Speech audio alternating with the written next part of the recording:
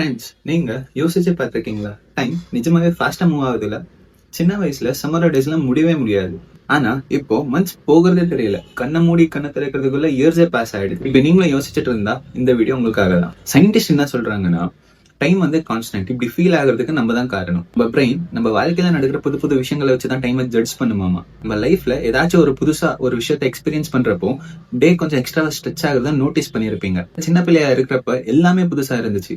நம்மளுடைய முதல் ஸ்டெப், வார்த்தை, முதல்ல கீழே விழுந்ததுன்ட்டு எல்லாமே புதுசா இருந்துச்சு. பட் இப்போ அப்படியே ஆப்போசிட்டா நம்ம வாழ்க்கையில பெரும்பாலான நேரம் நம்ம ஒரே விஷயத்த தான் செஞ்சுட்டு இருப்போம். நம்ம 5 வயசுல இருக்கிறப்போ ஒரு வருஷம்ன்றது நம்ம 20% ஆஃப் அவர் லைஃப் ஆமா. அதே 50வது வயசுல ஒரு வருஷம்ன்றது நம்ம லைஃபோடைய வெறும் 2% தானா. இதனாலதான் டைம் ட்ரெயின் மாதிரி ஃபீல் ஆக காரணம். இதுல நம்ம அதிகமான நேரம் பயணம் செய்ய டைம்ன்றது வேகமா தான் போகும். சோ பேசிக்கலி டைம் எதுக்கு ஃபாஸ்டா ஃபீல் ஆகுதுன்னா, பிரெயின் கம்மியான புது விஷயங்களை பாக்குறதுனால, கம்மியா ஷாக் ஆகுறதுனால, கம்மியா டிஸ்கவரி பண்றதுனால. சோ நெக்ஸ்ட் டைம் உங்க லைஃப் ஸ்பீடா மூவ் ஆகுதுன்னு யோசிச்சா ஏதாச்சும் ஒரு புது விஷயத்த செஞ்சு பாருங்க. ஏதாச்சும் புது ஸ்போர்ட்ஸை ட்ரை பண்ணுங்க. யாராச்சும் புதுசா மீட் பண்ணுங்க.